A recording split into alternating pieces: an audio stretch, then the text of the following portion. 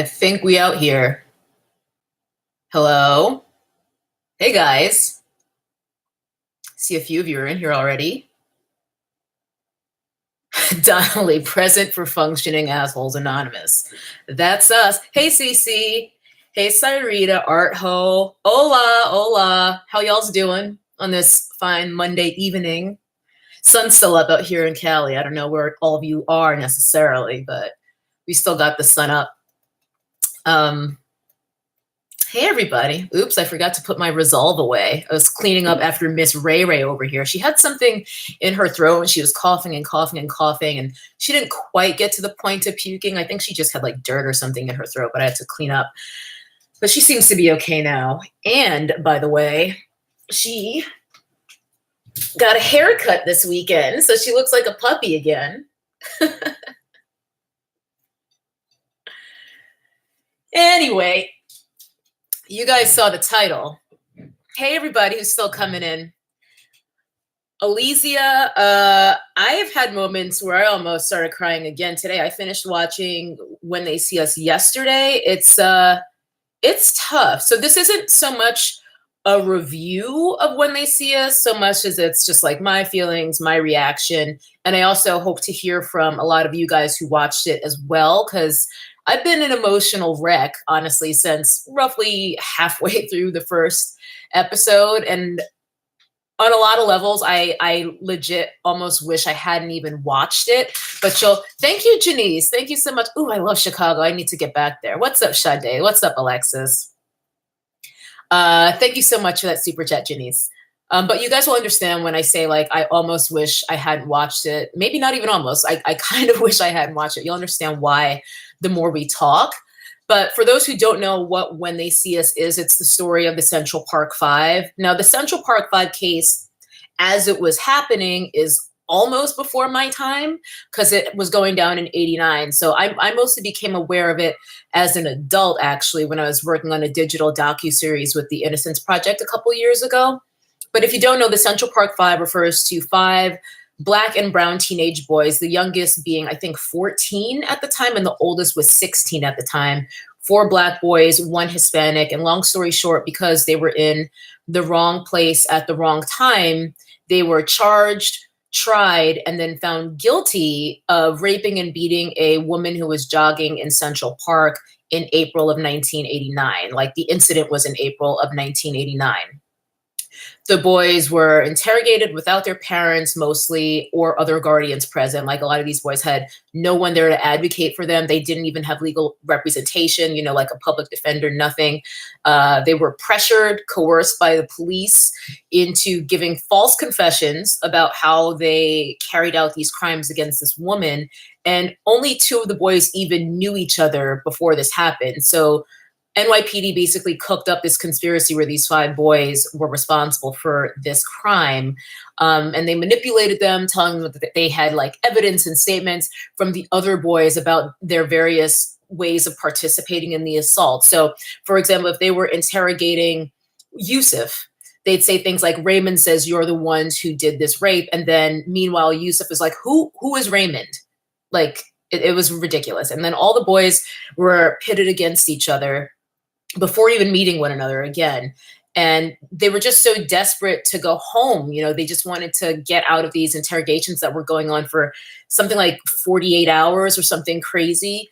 They more or less said whatever the police wanted them to say, because the police also lied to them and said things like, if you just help us out with this, if you just give us this information, we'll let you go home. Meanwhile, they were having them say things that weren't even true. And all five of the boys served between 6 and I think 16 years in prison in juvenile detention centers for crimes they straight up did not commit. So Corey Wise, he served the longest because he was 16 at the time that all this was going down. And he was the oldest of the five. So they tried and sentenced him as an adult. And he also has a learning disability. So that paired with a history of truancy, like he just wasn't going to school, his reading and writing skills weren't strong, and the cops used that against him, and they had him sign a confession that he legit couldn't even understand. So if you watch his confession video, I'm pretty sure it's on YouTube because I've seen it. I've only seen parts because it's just too hard to watch emotionally. You can see how desperate he is to get it right, to say what they want him to say so he can go home. It's like he's taking a test and he's trying so hard to say the right thing so that the cops will just let him go home. And they sent that child to Rikers at 16 years old, because I think because of his age, he didn't even get to go home during the trial phase. I think he was in prison from the time of his arrest until he was exonerated, essentially. So When They See Us is the narrative telling of the Central Park Five. Ava DuVernay wrote and directed. I can't recall if she had co-writers or if she wrote it all straight up solo. I'm not sure. But there's also a Central Park Five documentary that Ken Burns did, the Civil War documentary guy. I have not seen that, but the Central Park Five documentary came out a few years back. And When They See Us, yeah, exactly, Too Sweet. Corey couldn't afford bail, and they just really. We'll get into it. Netflix, they put it up on Friday, I think, the 31st, and I watched it over the course of the weekend. And if you haven't seen it yet, I think probably a lot of you haven't because it's only been up a couple of days. I'm going to tell you right now that it is extremely hard to watch, especially if you're a person of color, and I know a good chunk of my audience is. I know that we're all the shades out here in my audience, which is something that I'm very proud of. But I do know that a lot of you guys, we relate because we have a shared experience of being Black women or just Black people. So I know there's a lot of us who are going to have a particularly difficult time watching this. And it's not because of the filmmaking, obviously. It's well written, it's well shot, the performances are top notch, especially Jarrell Jerome. He's the one who plays Corey, and I actually recognized him from Moonlight. As soon as I saw him, I'm like, I'm pretty sure that's the actor from Moonlight, and I looked it up on IMDb. It is him. But even before I finished the first part, the whole thing is 4 parts, about an hour and change each. I wasn't sure if I would be able to get through the entire miniseries. Like, by the halfway point of part 1, I was just like, I don't know if I can do this. I am acutely aware of the fact that I live in a country where my life and the lives of people who look like me are not valued. We don't matter. I mean, this is why we have Black Lives Matter. This is why that became a movement. And usually it's invoked when there's a police brutality case or they kill one of us, but there are so many systems in place to make sure that so many of us who do manage to live and stay alive, that we still don't stand a chance. Like, this is why we don't get the opportunity to have opportunities. Like, we don't even get to dream half the time. And we've been struggling for centuries. Listen, I've got my tissues right here. We've been struggling for centuries just to get a fair chance, and we can't even get that. Oh, fuck. I am not going to cry on the internet. This story of these boys is like, it's not unique. I mean, they survived, but their lives were ruined before they even got a chance to start them. Like, they received, hold on, I need to take a sip of water. Whew.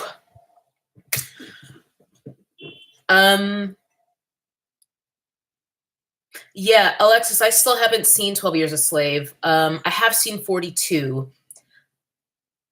Yeah, Makeup on a Budget, I'm with you. It was part 4 that really, really got to me because the CP5, they survived. They're all alive. They've gotten a settlement from New York City, I think 5 or 6 years ago, which is well after they were exonerated, by the way.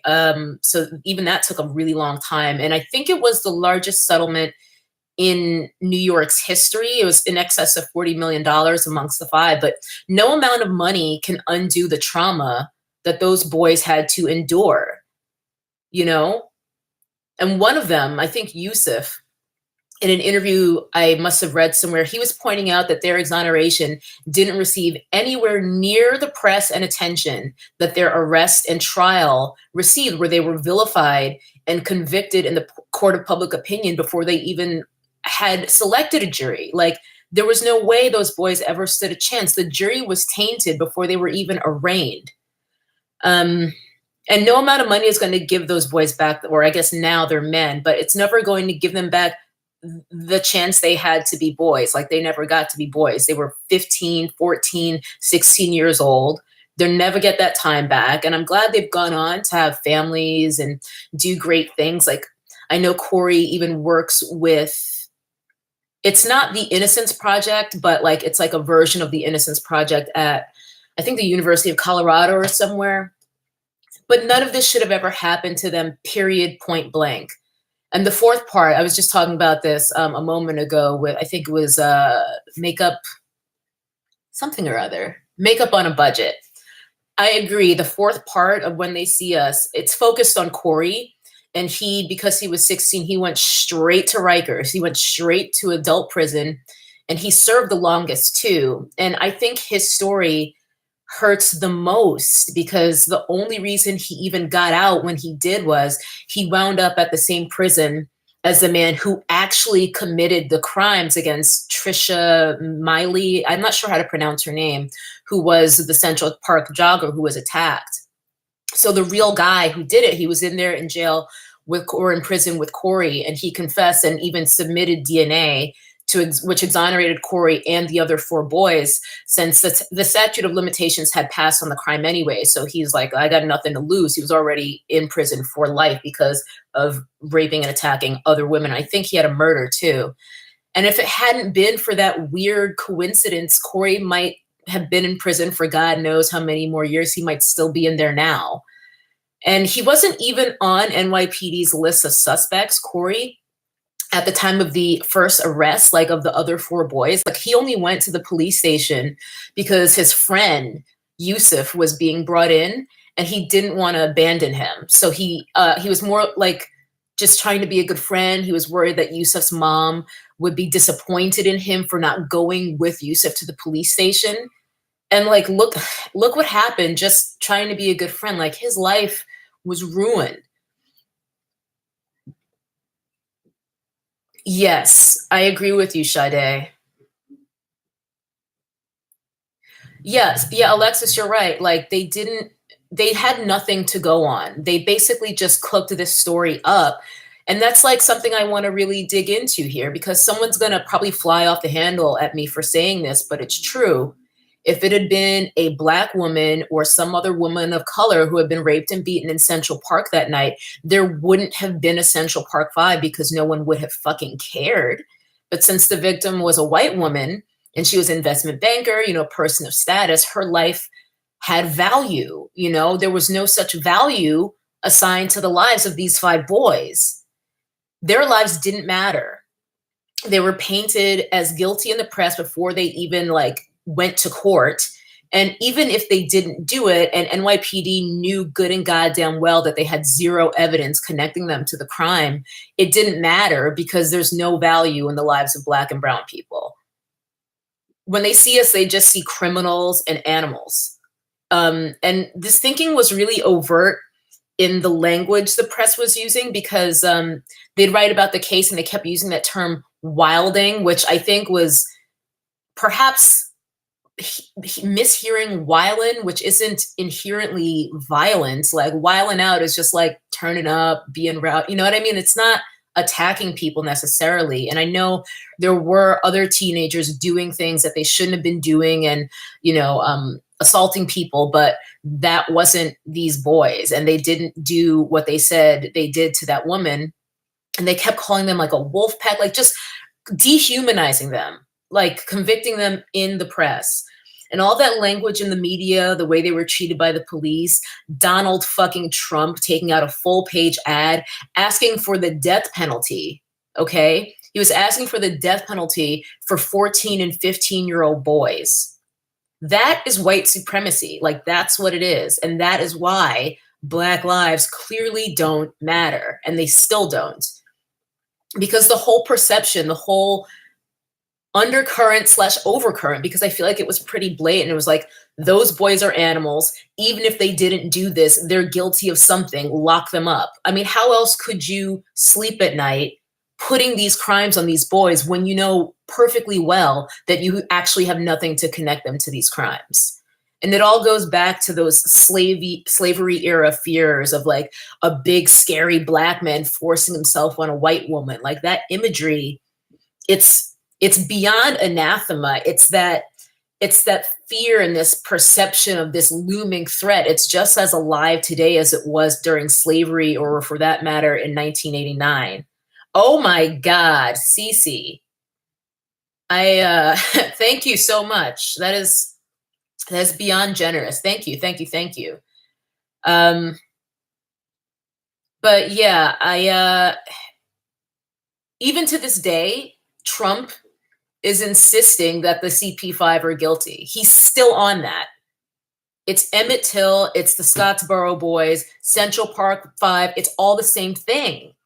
And it's just really hard to take as a person of color in this country. It's just like, we're not getting anywhere, you know? Like, the CP5 is probably one of the more famous cases of wrongful arrest and wrongful imprisonment, but there are so many more. And I can only imagine how many people are in prison and in jails for crimes right now that they didn't commit, or are serving sentences that are just far too severe for the crimes that they did commit. You know, there are people locked up for decades on petty drug charges, robberies, nonviolent crimes, or nothing at all. And then, you know, there's people who get locked up as kids, like the Central Park 5, who simply aren't given the same compassion and forgiveness, the benefit of the doubt in these terrible circumstances that a non-Black person would receive, or a non-brown person. Meanwhile, time and time again, people literally get away with murder, killing us like dogs in the street, and paying about the same consequences as you would for killing an actual dog, meaning nothing. Like nothing happens. Latasha Harkins, Sandra Bland, Colin Warner, Trayvon Martin, Khalif Browder, Centoya Brown, who thank God is finally set to be released this August. But these are all like names we know because a lot of those names have stories or documentaries or biopics about them. But how many cases are there of people who we don't know, whose names we don't know? And that's why I was getting so overwhelmed with the Central Park 5 case, because, or the, I guess I should say the miniseries, because this shit is happening right now still. And that's why I almost regret watching When They See Us, because it's just another reminder of how easily it could be me or someone in my family or one of my friends. I mean, I think of you guys as my friends. You guys are my YouTube family. I know a lot of us are people of color, and it's just scary. You know, there's a subtext to so many situations in my life where it can be scary to just exist as a person of color in this country. You know, depending on where I am and who I'm with, I'm actually afraid sometimes. And I live in LA.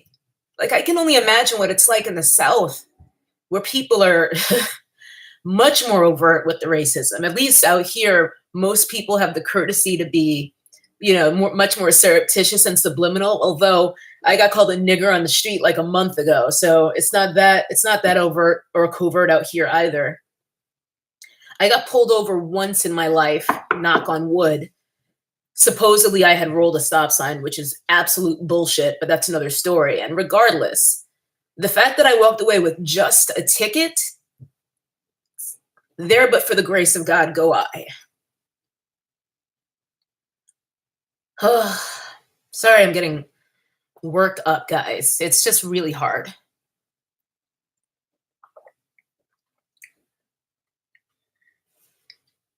Exactly. I mean, Paulette, you're right. Alexis, I'm sure. Yeah, red is not a flavor, which is a great screen name, by the way. I'm not always the most emotional person. I work very, very hard to be composed in public and group settings and things like that, which is why I was like, I was actually going to film this reaction as a video, but I was like, I don't see myself not getting emotional, so let me just do it as a live, and that way I can just take it down. So I will not be crying on YouTube. No, no. Yeah, Marlene, it's just really heavy on the heart. And I'm just tired, like I think the longer, thank you, April. I really appreciate that. It's, it just makes you so tired after years and years and years of this, where you don't see things getting better. All my life, whenever movies like this mini series When They See Us, or like even If Beale Street Could Talk, which just came out last year, my mom, she always takes a stand. She's like, I'm not watching. And I'm like, I understand, but I didn't until I think I started getting older. And it's not that she's taking a stance against these movies or whatever. It's not that. It's just that she's a Black woman who has lived through this shit and is still living through this shit. And it's just a lot to take, when you have such a personal stake in these stories that are being told. Yeah, Paulette, I mean, if anything, if you want to give Ava DuVernay the view, maybe put it on your TV on mute and like go to work so she can at least get her view, her stats on Netflix. But I don't blame you if you can't go through with watching it, because like it's been really hard. Like this whole weekend and up through now, it's been really, really difficult, especially the fourth part, which we were talking about earlier. Yeah, Marlena, that's where or Marlene, I'm sorry, I'm not sure how you pronounce it. That's where I'm conflicted, because I do think avoiding calling attention to these issues won't make them go away, So not watching it isn't necessarily the answer. And thank you so much, Just Us. Based on how shitty things still are in this country, like I don't know what, if anything, is going to make these issues get better or make them go away. But I know ignoring them is not, that's not the start. So I don't know. I mean, I do also understand, though, that a lot of people look to movies and TV as an escape, like we're already living these lives, we're already living under these problems. We don't necessarily need to be reminded of them when we're trying to unwind. And I've even had people say things like they're unsubscribing because I am like digging into these bigger issues and things. And I understand that, because I know a lot of people do think that YouTube, movies, TV, these are escapes. I completely understand that, but it's just weighing on my heart too much not to, it weighs on my heart too much to look the other way. I don't know what else to do. I don't know how to not talk about these things. So I do regret that people feel like they can't come to my channel for that escape any longer. But I feel like it's more important that maybe one person watching this will finally understand why all lives matter is completely missing the point. Please stop saying that.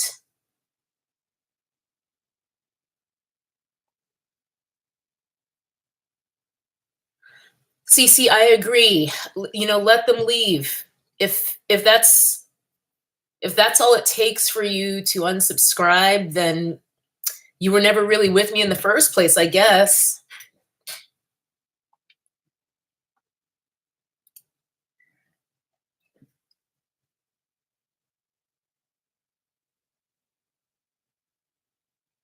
Yeah, Kyle,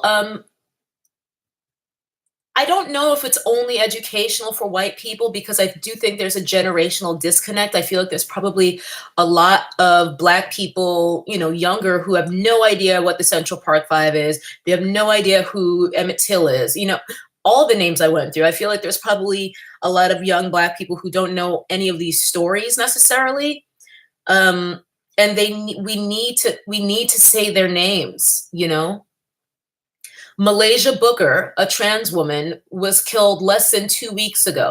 This was a month after she was attacked by like in a sort of mob situation almost. Although I think most people were just like kind of cheering it on. She was a black trans woman attacked on video in public, and then a month later she was shot and killed. And it's like, we need to remember these people. We need to say their names. We need to keep addressing these things when they happen, because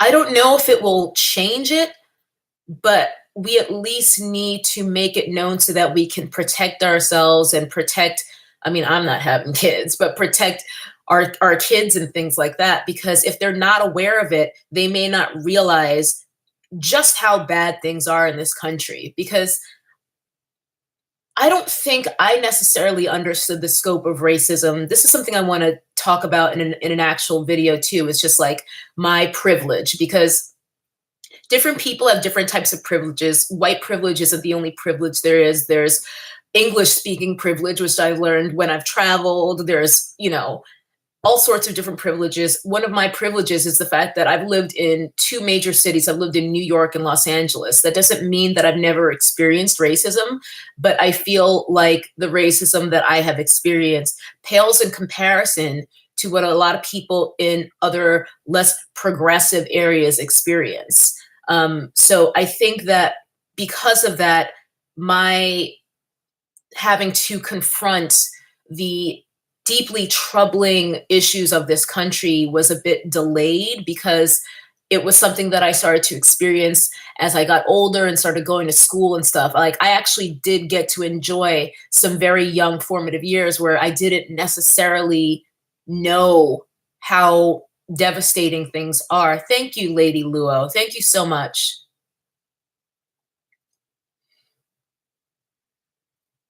Fanny Millioness, you have the complexion for the connection. I don't, are you talking about my skin color? Because that's another thing. Colorism is another thing I want to get into. I definitely, my mother has dark skin and my brother has dark skin, and their experiences are not identical to mine, I'm sure. Having, because of a white supremacist society, proximity to whiteness is perceived as desirable. So I often have to wonder if my complexion has a lot to do with my ability to even get my foot in the door for different work opportunities and things like that. Who knows? I don't deny that having, brown skin versus dark skin is considered a privilege.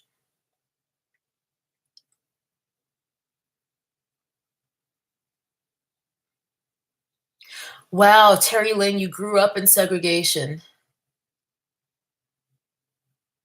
Yeah.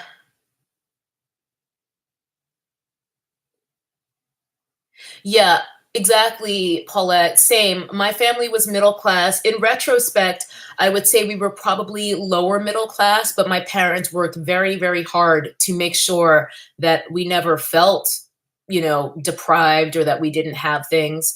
My mom and dad worked their asses off. So I didn't even know that we were like lower middle class until I got older. And I thought about the things like, oh, like we didn't have a car for a few years. And then when we finally did get a car, it was a big deal, like things like that.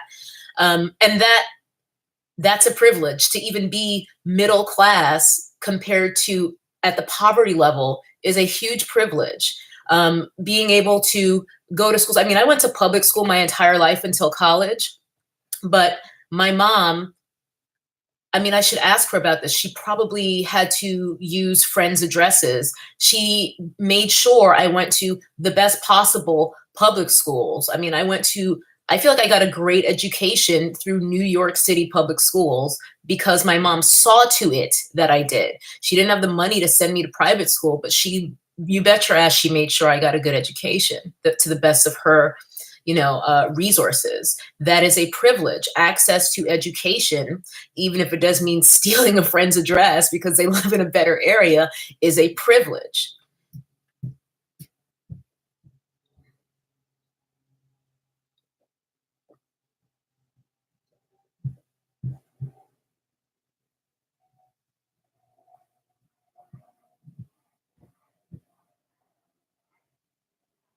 Cece, there's height privilege. Oh man, I've always wished I was tall. I'm just 5'4", so I'm a shorty. Although I don't feel short because I walk around with my head up.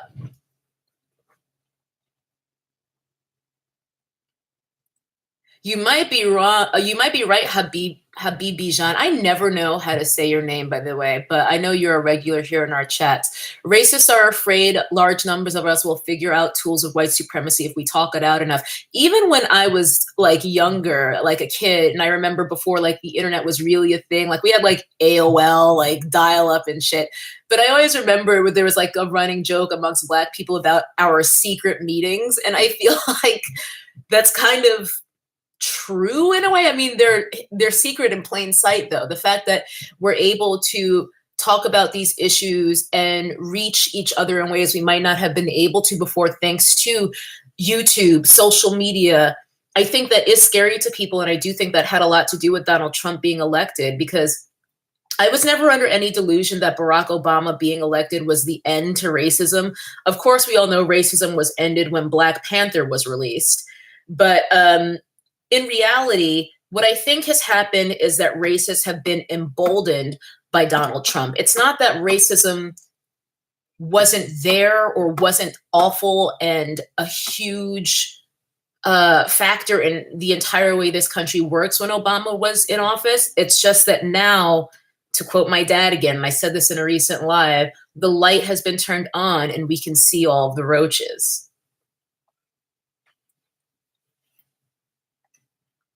Yeah, spot on. Genocide is, I mean, it has always been. They replaced slavery with the prison system. They've got a whole school to prison pipeline to ensure that. The way the rules are set up, that once you have a record, you basically can't work again, which essentially forces poverty and recidivism, which puts people right back in jail once they're out. This is a system. They've thought it all through. And then as far as the access to birth control and safe abortions, I mean, I want to do a video on that too.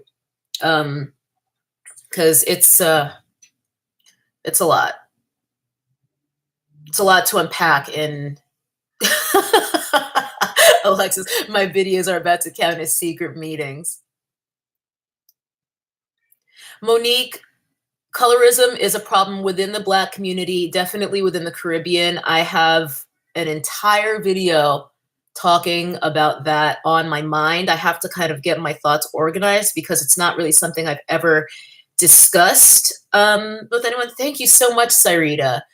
Because as some of you know, I am half West Indian. My dad's Trinidadian. And colorism has a lot to do with the dynamics between my immediate family and my dad's side of the family, or lack thereof. But I will talk about that another day, especially since I'm just realizing it's now 6:30 and I've had you guys' ear for half an hour already.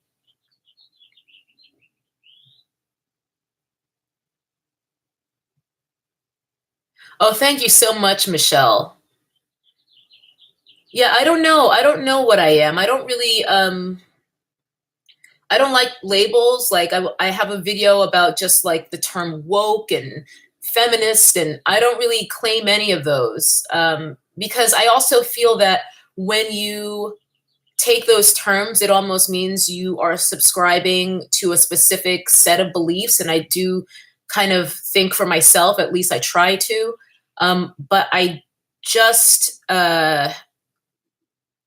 I guess social justice warrior is a term that I wouldn't be upset about. In fact, somebody called me that back when I was still doing videos at Cinefix, which is the movie channel I used to work for on YouTube.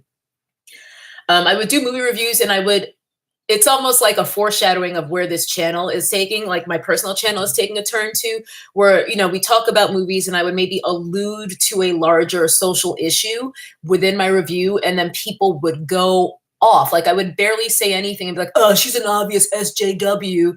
And I remember when that term first started popping up, I was just like, what is SJW? I was like, single, white, no, that's not right. And I Googled it. I was like, social justice warrior. I was just like, well, that sounds nice. Like that. Why is that a bad thing? How is that a slur? because I do believe in social justice. So I don't know. I think it's really bizarre that that is somehow considered a negative attribute. Thanks, Pajama Girl. Thanks for stopping by. And thank you, Red is Not a Flavor. Yeah, I have seen 13th on Netflix. I watched it when I think it first came to Netflix, so it wasn't recent. And that was another one where I was just messed up for a long time. And I feel like I honestly need to rewatch it because it's really educational. I think the Central Park Five, I didn't necessarily learn anything I didn't know. I just seeing it dramatized, especially when you see these young actors who are, representative of the real boys who went through these experiences. That's where I was just like, I can't take this. I actually can't take this.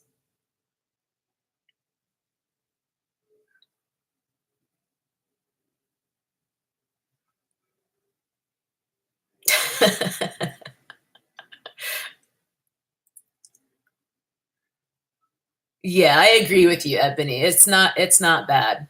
It's not bad to be a social justice warrior. I will take that. I will take that term any old day. All right. I'm going to get out of here because it's a Monday. It's a school night, as I like to say.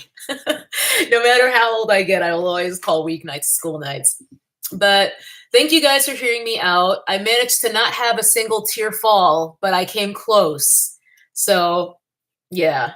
Thanks for sharing your thoughts as well. I understand why a lot of you guys may not want to watch it. I can definitely understand both sides, but I do think it is worth watching, especially if you aren't terribly familiar with the story of the Central Park Five. Just make sure you get your tissues.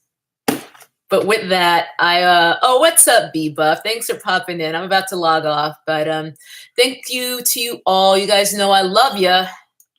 I need you guys. I do need you guys. I feel like you guys give me strength. So thanks for hanging out with me. Have a great week. If I don't have any more emotional breakdowns, then you guys probably won't see me again on another live. But I do hope to get a proper filmed video up for you guys this week because the lives, I just feel like I can be a bit more raw with you guys on here. So anyway, oh, don't worry, Liara. I'm going to be leaving this up because I managed to not cry. I managed to get through. I came close. You heard it. You heard the quivering in my voice, but I managed to get through without crying. CC, hair info's in the description box already. I thought somebody might ask. It's in there. I got y'all. But yeah, you guys have a great night and have a great week if I end up not doing any more random ass lives. And if you haven't seen it,